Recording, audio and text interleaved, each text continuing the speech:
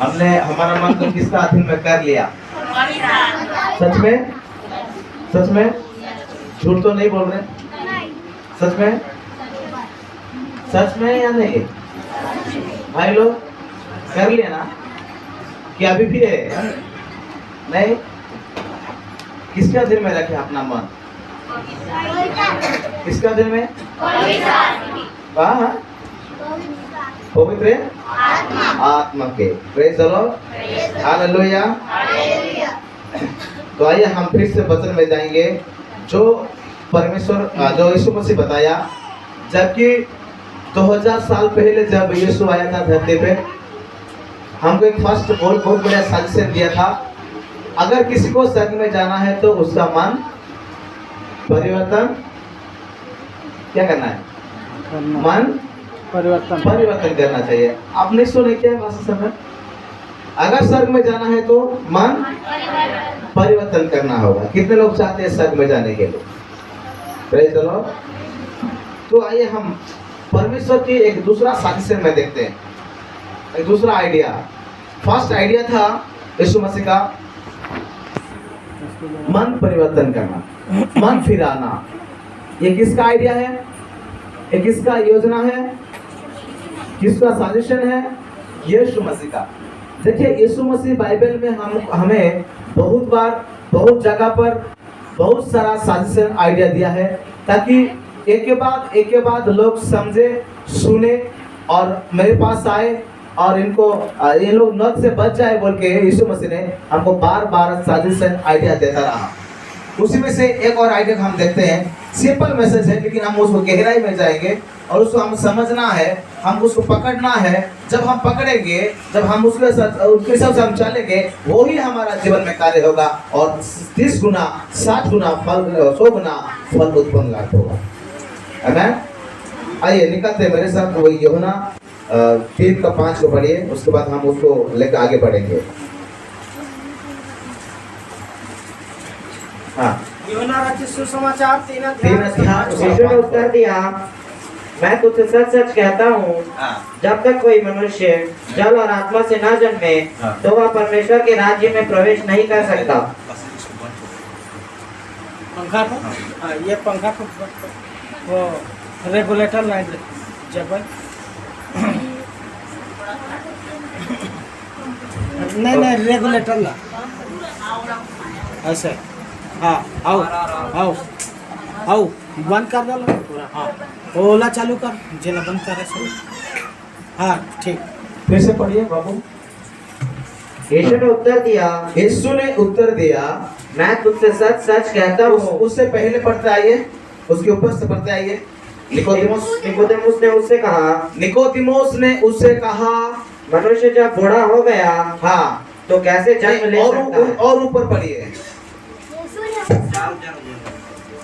और ऊपर पढ़िए। उसने रात को यीशु के पास आकर उससे कहा, रात को यीशु के पास आया। पढ़िए।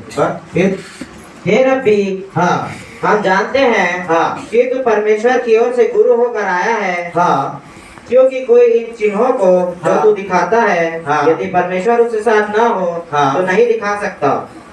उसके बाद यीशु ने उसको उत्तर दिया, मैं तुझसे सच सच कहता हूँ, सच कहता हूँ, यदि कोई नए सिरे से ना जन्मे तो परमेश्वर का राज्य देख नहीं सकता। निकोदेमुस ने उससे कहा, मनुष्य जब बूढ़ा हो गया तो कैसे जन्म ले सकता है? कैसा जन्म ले सकता है? क्या वह अपनी माता के गर्भ में दूसरी बार प्रवेश करके जन्म ले सकता है? यीशु ने उत्तर दिया, मैं तुझसे सच सच कहता हूँ, जब तक कोई मनुष्य जल और आत्मा से न जन्मे तो वह परमेश्वर के राज्य में प्रवेश नहीं कर सकता। परमेश्वर के राज्य में प्रवेश नहीं कर सकता। यहाँ पर जब यीशु मसीह 2000 साल पहले आए थे धरती पर मानव रूप लेके, जब 30 साल की उम्र में सेवकाई शुरू किया, और जैसे सेवकाई शुरू किया यीशु मसीह जगह जगह पर, गांव गांव पर प्रचार करने लगा। प्रचार के साथ साथ वो स्वर्ग के राज्य के बारे में प्रचार करता था। लोग पूछते थे सर के राज के बारे में प्रचार कर रहा है। कैसे? तुझे कैसे मालूम है? उस समय फारूसियों, सदुकियों, शास्त्रियों लोग पूछते थे यीशु मसीह को, तू अपने आप को ईश्वर का बेटा कैसे कहला सकता है? तू सर के राज के बारे में ऐसे ओपनली, ऐसा साहस के साथ कैसे प्रचार कर रहा है? तो यीशु ने कहा, मैं स्वर्ग से आया हूं, इसीलिए मैंने सर के राज के बारे में प्रचार करता हूं। मैंने स्वर्ग से आया हूं, मैं सर को देखा हूं, मुझे पिता भेजा है, परमेश्वर भेजा है, मैं पिता की ओर से आया हूं। इस तरह यीशु ने उत्तर देने लगा। तो लोग पूछने लगे, अगर तू इस स्वर्ग से आया है तो हम कैसे जानेंगे, कैसे मालूम होगा कि तू स्वर्ग से आया है? तू स्वर्ग से आया है बोल के हमको कैसे मालूम होगा? हम कैसे विश्वास करेंगे तुझ पर कि तू पिता की ओर से आया है, तू स्वर्ग से आया है? तो हमको कैसे मालूम होगा? हम कैसे जानेंगे? हम कैसे आपके ऊपर विश्वास करेंगे? तू इतना बड़ा जिला के प्रचार करता है कि स्वर्ग राज निकट है, स्वर्ग राज निकट है, ये कर लो, वो कर लो। जिस तरह एक बहुत बड़ा साहस के साथ जिस तरह प्रचार करते हो, किसने अधिकार दिया और आप कैसे ऐसा प्रचार कर सकते हो? क्या प्रमाण है आपके पास कि आप स्वर्ग से आए हो? क्या प्रमाण है? तो इसीलिए यीशु मसीह ने बहुत बड़ा चिन्ह चमत्कार करता था। मुर्दे को उठाया, अंधे को आंख दिया, लंगड़ा को चलाया, बीमारी को ठीक किया, दुष्ट आत्मा को भगाया, पानी के ऊपर चला, 5 रोटी 2 मछली को 5000 से ज्यादा लोगों को खिलाया। एक जायरोस के बेटी को मर गई थी, उसको उठाया, 4 दिन का लाजार को उठाया। ऐसे बड़े चमत्कार करते गया यीशु ने। लोग भी देख रहे हैं, आप वापस में बात कर रहे हैं, सचमुच है ये स्वर्ग से आया है। अगर नहीं आया, स्वर्ग से नहीं आता तो इस सारा काम कैसे करता? क्योंकि उससे पहले यीशु मसीह जिस तरह आश्चर्य कार्य करते थे, जिस तरह चिन्ह चमत्कार जैसे मिराकिल करते थे, इस तरह उससे पहले किसी के द्वारा भी इस तरह नहीं हो रहा था। जब यीशु मसीह सेवकाई में आया तो सेवकाई में आने के बाद यीशु मसीह का सेवकाई मिनिस्ट्री में इतना बड़ा काम हुआ। अगर आप पढ़ेंगे यूहन्ना के पुस्तक में, अभी मत पढ़ेगा, यूहन्ना उसका लास्ट अध्याय लास्ट पद में यह लिखा है, यीशु मसीह इतना काम किया, अगर एक करके हम लिखते जाते तो धरती पर, पृथ्वी पर रखने का स्थान नहीं होता, जगह नहीं होता। इतना बड़ा काम किया है, इतना बड़ा काम, इतना आश्चर्य कार्य किया है। तो लोग भी वापस में बात करने लगे कि अगर सचमुच यीशु मसीह पिता की ओर से आया है, स्वर्ग से आया है, इसीलिए तो बड़ा काम कर रहा है, नहीं तो ऐसा सारा काम नहीं हो पाता, नहीं कर सकते कोई भी, और कभी ऐसा काम नहीं किए थे। Praise the Lord, hallelujah. तो ये सारे बातों को सुन रहा था निकोदेमुस बोल के एक व्यक्ति। किसने? निकोदेमुस ना, निकोदेमुस सुन रहा था इस सारे बातों को। निकोदेमुस एक लीडर है, उस एरिया का एक लीडर व्यक्ति था। वो लीडर सुन रहा है यीशु के बारे में, यहाँ वहाँ बात करते हुए।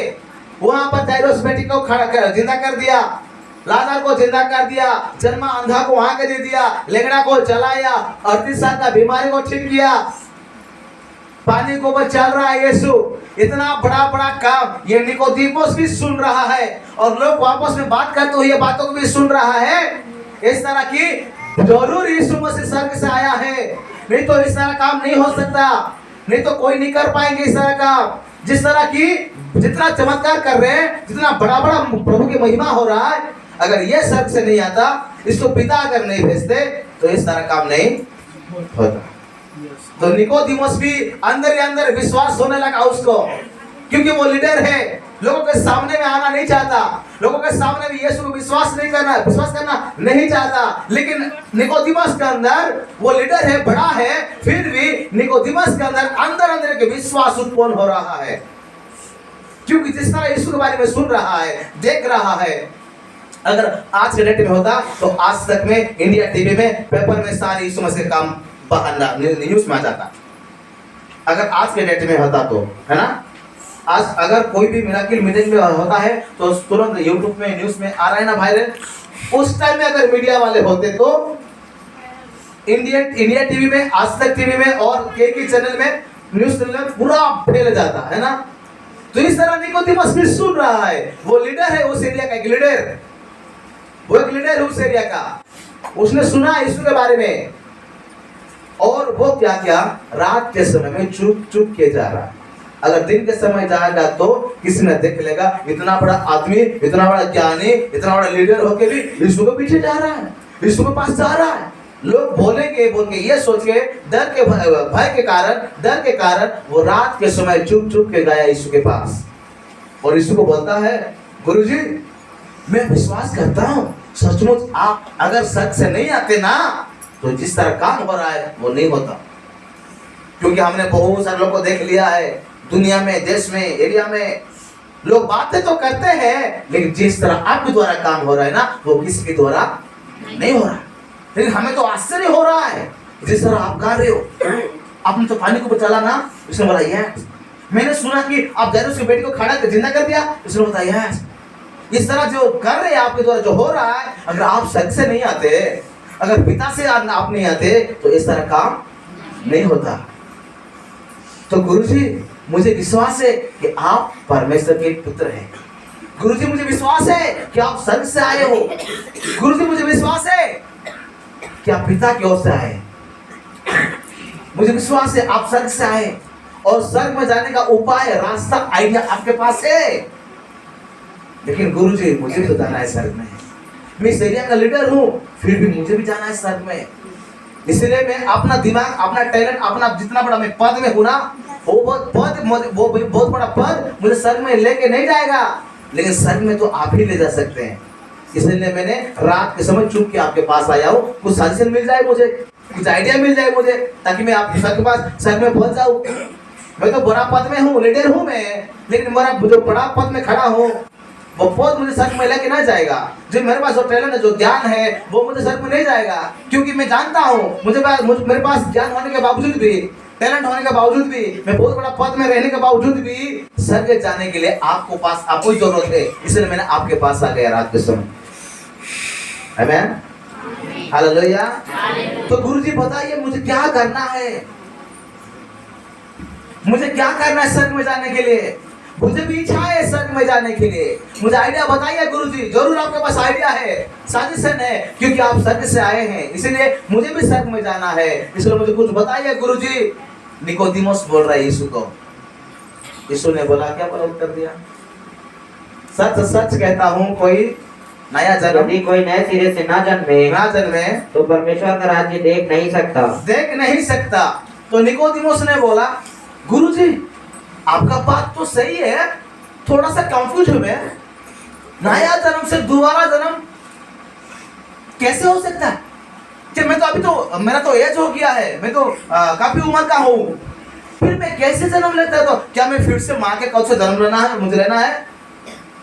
आपका बात सही है, मैं थोड़ा सा कंफ्यूज हो रहा हूँ मैं, क्योंकि उसने बोला ना, नया जीवन, नया जन्म, तो परमेश्वर राज्य देख नहीं सकता। नया जन्म, दोबारा नया जन्म नहीं लेने से स्वर्ग राज वो देख नहीं सकता। तो आप देखने का बात कर रहे गुरुजी, मुझे तो जाना है स्वर्ग में, लेकिन बात यही है कि मुझे कॉन्फ्यूज हो रहा है कि फिर दोबारा कैसे जन्म लूं मैं क्या फिर से मेरे माँ के कोख से जन्म लूंगा?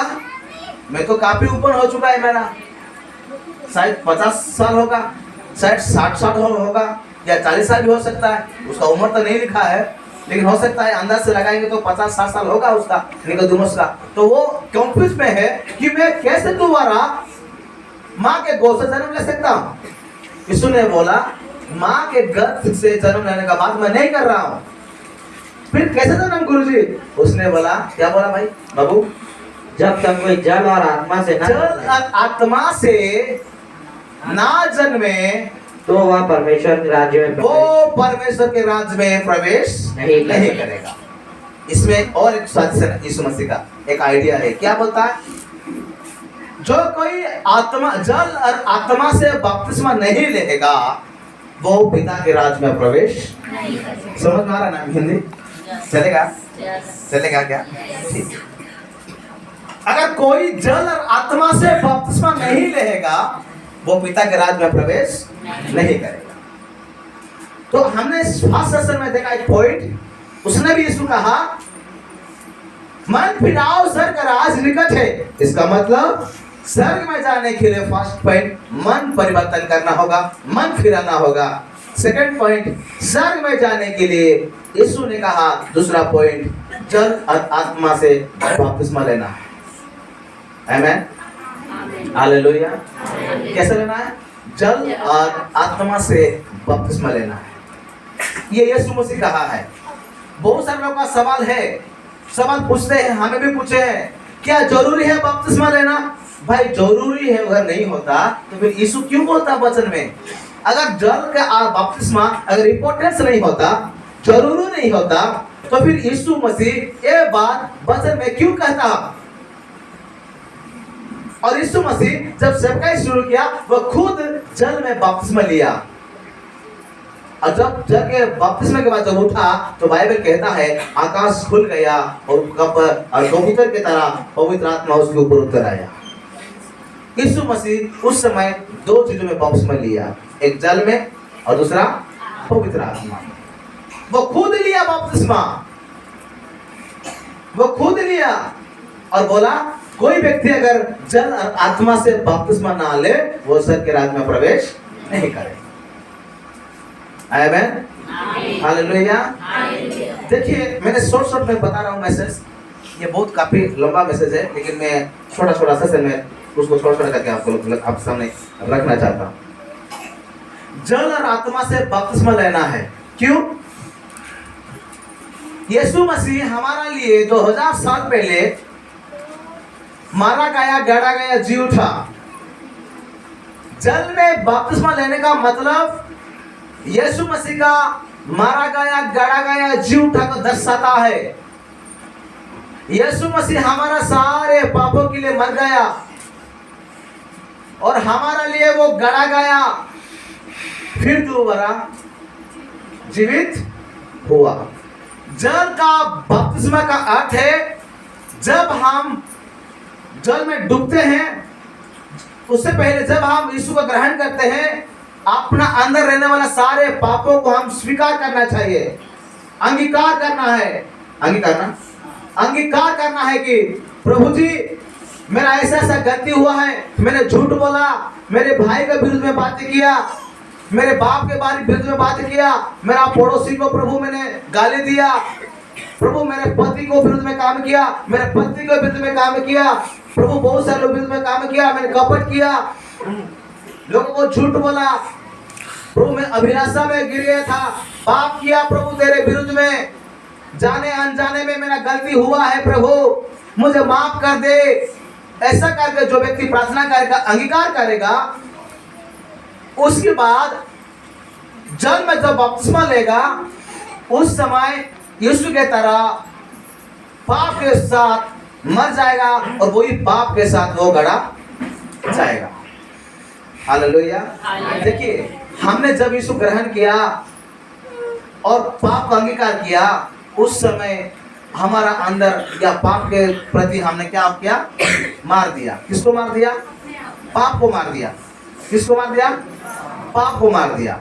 अगर पाप को मारने के बाद वही उस पाप को अगर हम पकड़ के घूमते रहेंगे तो फिर कैसा होगा? देखिए एक एग्जाम्पल देता हूं मैं। अगर एक कुत्ता मर गया, कौन मर गया? कुत्ता मर गया तो तुमको दुख लग रहा है क्या? कुत्ता मर गया तो तुम दुख लग रहा है सर? कौन मर गया? जोर से बोले ना, कौन मरा? कुत्ता। जोर से बोले, कौन मरा? कुत्ता मरा। मरने के बाद अगर वही कुत्ता को हम बेडरूम में रखे रहेंगे तो 2-3 दिन से क्या होगा? विंस्टन परफ्यूम है ना, या पॉप ऐसा होगा क्या? कैसा होगा? बदबू आएगा ना? बदबू आएगा कि नहीं? तो मरा हुआ कुत्ता को क्या करोगे फिर? अगर आप घर के सामने फेंकोगे तो फिर भी परफ्यूम आएगा ना। तो फिर क्या करने से परफ्यूम नहीं आएगा? उसको गाड़ देने से बदबू नहीं आता। अभी देखिए एक व्यक्ति जब मर जाता है तो उसको क्यों दफनाते हैं? वो तो हमारा परिवार था, बाप था या माँ था या भाई था या बेटी था या कोई रिलेटिव हो, हम मरने के बाद उसको कब्रिस्तान में लाके क्यों दफना देते हैं? क्यों दफनाते हैं? वो तो हमारा रिलेटिव है ना, वो हमारा संपर्क रखे ना, रिलेटिव है, क्यों दफनाते हैं उसको? घर में रखने से नहीं आता क्या? अच्छा से मरा हुआ लाश को भी रखने से होता कि नहीं? नहीं होता? होता कि नहीं? क्यों नहीं? क्यों नहीं? इसीलिए नहीं ताकि मरा हुआ लाश क्या हो जाएगा? सड़ जाएगा, बदबू आएगा, उसको रखना का चीज नहीं है। तो अगर हमारे अंदर जो हमारे ऊपर जो पाप था जब अंगीकार किए, इसका मतलब हमारे अंदर सारे पाप को हम मार दिए। मारने के बाद अगर पाप को हम पकड़ घूमते रहेंगे तो हमारे अंदर से पाप क्या होगा? बदबू आएगा, लोगों के सामने बदबू आएगा वो। इसलिए जब हम जल में बपतिस्मा लेते हैं तो वही पाप को लेके हम दफना देते हैं पाप को। आमीन। देखिए, मैंने इसको ग्रहण कर लिया, प्रभु जी तू खुदा है, तू परमेश्वर, मेरे सारे पापों को माफ कर दे प्रभु, धन्यवाद बोल के घूमते रहना, तो उसका मतलब पाप तो माफ हो गया, लेकिन वही पाप आप पकड़ के घूम रहे हैं। तो क्या होगा फिर दूसरे के सामने? वही पाप बदबू आएगा कि नहीं? लोग क्या बोलेंगे? मसीह लोग भी बोलेंगे ये तो ऐसा गलती किया था, ये तो वैसा गलती किया, ऐसा तो पाप किया है। होते रहेंगे कि नहीं? तब तक बोलते रहेंगे जब तक वो बपतिस्मा नहीं लेगा। समझ में आ रहा है? नहीं समझ में आ रहा है? हालेलुया। तो जल में बपतिस्मा लेने का मतलब पाप को दफनाना, और पाप को दफना के कब्रिस्तान में पाप को दफना के हम फिर दोबारा नया जीवन लेके उठते हैं। उस दिन हमारा सारे पाप माफ कर देते यीशु मसीह। जितना भी जन्म से लेकर जितना भी हमारा द्वारा पाप हुआ था, झूठ, लविलासा, जितना भी पाप हुआ था जन्म से लेकर आज तक, सारे पापों को यीशु मसीह माफ कर देगा उस समय, जिस समय कि हम बपतिस्मा लेंगे। आमीन। हालेलुया। जोर से बोले हालेलुया। कितने लोगों को समझ में आ रहा है? समझ में आ रहा है? और जब उठते हैं जल के ऊपर से, जब जल में हम डूब जाते हैं, तो जब उठते हैं तो उस समय पूरा नया जीवन लेके हम उठते हैं। उस समय हमारा सारे पाप को माफ कर देते हैं, हमारा जीवन पवित्र जीवन हो जाता है, एक नया जीवन हो जाता है, एक पवित्र जीवन हो जाता है। हमारा जितना भी गलती था, जितना भी पाप था, सारे पाप, सारे गलतियों को यीशु मसीह उस दिन माफ कर देता है। Hallelujah, hallelujah. फिर नया जीवन लेके हम उठते हैं। उस दिन से हमारा एक नया जीवन शुरुआत होता है, नया जीवन शुरुआत होता है। उस दिन से हम यीशु के पीछे चलने लगते हैं, उस दिन से हम यीशु का बेटा बन जाते हैं, उस दिन से हम उनका और हमारा संबंध बन जाता है, जो संबंध टूट गया था आदम के वाटिका में हवा के द्वारा। आमीन। जो संबंध आदम और हवा के समय में आदम के वाटिका में टूट गया था, जब हम बपतिस्मा लेकर उठेंगे उस समय फिर से वही संबंध जुड़ जाएगा। हालेलुया। इसलिए हमको बपतिस्मा लेना है। इसलिए यीशु ने कहा जल और आत्मा से बपतिस्मा लेना चाहिए। स्वर्ग में जाने के लिए उनके साथ हमारा संबंध बनाना है, और जब तक संबंध नहीं बनेगा, जब तक हम बपतिस्मा नहीं लेंगे, तब तक हमारा संबंध पिता के साथ नहीं बनेगा, यीशु के साथ नहीं बनेगा। इसलिए यीशु ने कहा जल और आत्मा से बपतिस्मा लेना जरूरी है। अगर एक व्यक्ति इसको ग्रहण किया, विश्वास किया, जाना, तो अपने पाप का अंगीकार करके, स्वीकार करके वो जल में बपतिस्मा लेना चाहिए। और जिस दिन बपतिस्मा लेता है उस दिन पिता के ओर से, पिता के साथ, सर के साथ एक संबंध हो जाता है। उस दिन एक रिश्ता बन जाता है, और हम स्वर्गीय लोग बन जाते हैं, और हमारा नाम उसी दिन जीवन की किताब में लिख देते हैं, और हम स्वर्गीय लोग बन जाते हैं उस समय से। हालेलुया। स्वर्गीय लोग बनने के बाद हम जी रहे हैं कहाँ? धरती पर। देखिए, जब हम बपतिस्मा लेते हैं तब हम कहाँ के लोग हो गए? स्वर्गीय लोग हो गए। किसका बेटा बन गए? किसका? परमेश्वर का बेटा बन जाते हैं। जिस दिन हमने बपतिस्मा लिया उस दिन हमारा माँ बाप का बेटा नहीं बल्कि परमेश्वर का बेटा बन जाते हैं हम। यस, जिन्होंने उनको ऊपर विश्वास किया, ग्रहण किया, उस लोगों को संतान होने का अधिकार दिया। उनके जन्म यूहन्ना 1:12 में लिखा है। जितने लोग उनके ऊपर विश्वास किए, ग्रहण किया यीशु को, उन सारे लोगों को संतान होने का अधिकार दिया बोल के लिखा है। जिस दिन हम बपतिस्मा लेंगे उस दिन हम परमेश्वर का संतान बन जाएंगे, उनका बेटा बेटी बन जाएंगे। हमारा माँ बाप का बेटा बेटी नहीं, उस दिन से हम परमेश्वर का बेटा बेटी बन जाएंगे। Praise the Lord. और उस दिन से हम यीशु के पीछे चलना है, यीशु के कमांडमेंट से हम चलना है, उसके आज्ञा पर चलना है, उसका पीछे चलना है। यीशु क्या बोल रहा है, क्या कर रहा है, क्या करने के लिए बोला है, उसी हिसाब से हमको चलना है। उस दिन से प्रभु की योजना की ओर से हम चलना है। प्रभु क्या कहता है मुझे, प्रभु की योजना मेरे जीवन में क्या है। हम तो अपना अपना योजना बना के चलते हैं, लेकिन कभी हमने प्रार्थना करके पूछा है क्या, प्रभु तेरा योजना मेरे जीवन में क्या है? नहीं पूछते हैं हम कभी। वो अपना अपना योजना बना के अपना अपना खुद चल देते हैं हम, बट परमेश्वर की योजना को हम कभी समझते नहीं है। हर व्यक्ति को परमेश्वर कुछ ना कुछ योजना बना के जो दुनिया में भेजा है और उसको हम पूरा करना है। Praise the Lord. जब जिस दिन हम जल में बपतिस्मा लेंगे उस दिन हमारा माँ बाप का बेटा बेटी नहीं बल्कि पिता परमेश्वर का बेटा बन जाते हैं। हालेलुया। और पिता का आत्मा, पिता का हृदय, पिता का स्वभाव, पिता का स्वरूप, पिता का जो गुण है, जो चरित्र है, हमारे ऊपर आएगा उस दिन। हालेलुया।